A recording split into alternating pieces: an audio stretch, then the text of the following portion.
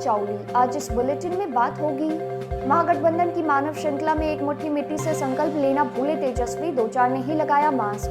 बिहार वालों के लिए अगले 2 दिन भारी, मौसम विभाग ने 1 फरवरी तक के लिए जारी किया ऑरेंज अलर्ट। बिहार बोर्ड ने बताया परीक्षा के नियम नहीं मानने पर भुगतनी पड़ सकती है सजा। सहरसा में बेखौफ अपराधियों का तांडव, दिवंगत अभिनेता सुशांत सिंह राजपूत के रिश्तेदार को मारी गोली, दोस्त भी घायल। आखिर में पाकिस्तान ने संयुक्त राष्ट्र में रोया दुखड़ा, कहा भारत कर सकता है फॉल्स फ्लैग ऑपरेशन। तमाम बड़ी खबरों से पहले एक नजर सुर्खियों पर। पश्चिम बंगाल और असम में भी विधानसभा चुनाव लड़ेगी लोजपा, सभी सीटों पर उतारेगी उम्मीदवार। नेपाल सीमा पर गिरफ्तार शख्स के बैग से मिली 46 इंसानी हड्डियां और 22 खोपड़ियां, दावा इससे बनाई जाती है बांसुरी। पटना में जालसाज डॉक्टर गिरफ्तार, एम्स में भर्ती मरीज की फोटो दिखा दवा के नाम पर ठगे थे रुपए। पीएमओ की दखल पर डॉक्टर पहुंचा जेल। बिहार में होगी कला विश्वविद्यालय की स्थापना, प्रतिभा को निखारने के लिए सांस्कृतिक महाकुंभ का होगा आयोजन। और सुर्खियों के बाद अब बात करेंगे आज की सबसे बड़ी खबर की। कृषि कानून तथा अन्य मुद्दों के खिलाफ महागठबंधन की ओर से पूरे बिहार में शनिवार को मानव श्रृंखला बनाई गई। नेता प्रतिपक्ष तेजस्वी यादव खुद पटना के बुद्ध स्मृति पार्क में मानव श्रृंखला में शामिल होने के लिए पहुंचे। इस दौरान महागठबंधन नेताओं के बीच 2 गज की दूरी नहीं दिखी, किसी के हाथों में मिट्टी भी नजर नहीं आई, कुछ ही लोगों के चेहरे पर मास्क नजर आया। पूरे बिहार से मानव श्रृंखला की ऐसी तस्वीरें ही सामने आई।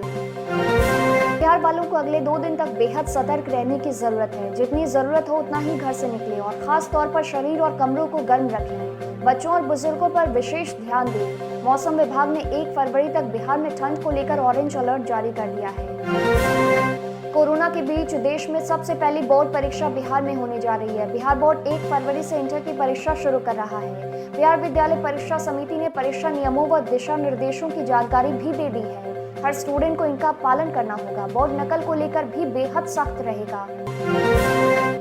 सहरसा जिले में शनिवार को बाइक सवार हथियारबंद बदमाशों ने दिन दहाड़े बाइक शोरूम के मालिक पर ताबड़तोड़ फायरिंग कर दी। फायरिंग में बॉलीवुड के दिवंगत अभिनेता सुशांत सिंह राजपूत के रिश्तेदार राजकुमार सिंह, जो बाइक शोरूम के मालिक हैं, और उनके दोस्त को गोली लगी है, जिससे दोनों घायल हो गए। चिराग पासवान की लोक जनशक्ति पार्टी पश्चिम बंगाल चुनाव और असम विधानसभा चुनाव भी लड़ने जा रही है। पार्टी ने इन दोनों ही राज्यों की सभी सीटों पर उम्मीदवार उतारने का फैसला किया है। पार्टी के प्रधान महासचिव अब्दुल खालिक ने इस बात की घोषणा की है।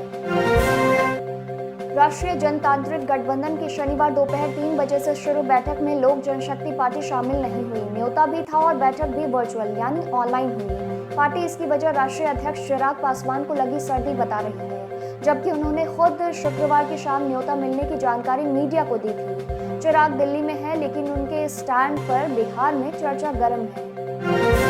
नेपाल में इंसानी हड्डियों से बांसुरी बनाए जाने का चौंकाने वाला खुलासा हुआ है। पटना से इंसानी हड्डियां लेकर नेपाल जाते समय भारत नेपाल सीमा पर पकड़े गए एक शख्स का यही दावा है। हालांकि उसके बैग में 22 इंसानी खोपड़ियां मिली हैं। इसके कारण उसकी बातों पर शक हो रहा है। वहीं इंसानी हड्डियों के लिए काठमांडू से पटना तक 325 किलोमीटर की दूरी तय करने की बात बीएसएफ को नहीं जम रही है।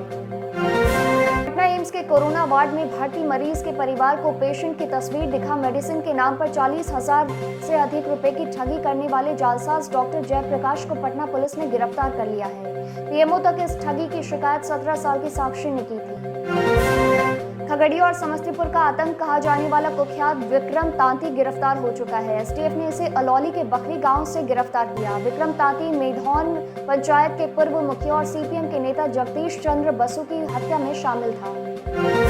बिहार के कला संस्कृति एवं युवा विभाग के मंत्री मंगल पांडे ने कहा कि विभाग द्वारा प्रदेश के कलाकारों को एक बड़ा मंच देने के लिए राज्य स्तरीय सांस्कृतिक महाकुंभ और जिला स्तरीय सांस्कृतिक महाकुंभ का आयोजन किया जाएगा।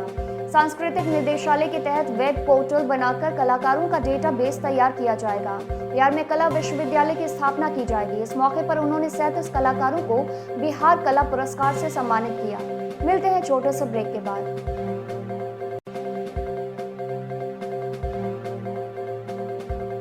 मॉर्निंग बुलेटिन में फिर से आपका स्वागत है। अब देश दुनिया पर एक नजर। प्रधानमंत्री नरेंद्र मोदी ने शनिवार को हुई सर्वदलीय बैठक में कहा कि सरकार किसानों से बात करने के लिए हमेशा तैयार है। किसानों को 22 जनवरी को जो प्रस्ताव दिया गया था वह अब भी बरकरार है। कोई भी हल बातचीत से ही निकलना चाहिए। बैठक में सरकार ने सभी दलों के सामने बजट सत्र का अपना एजेंडा रखा।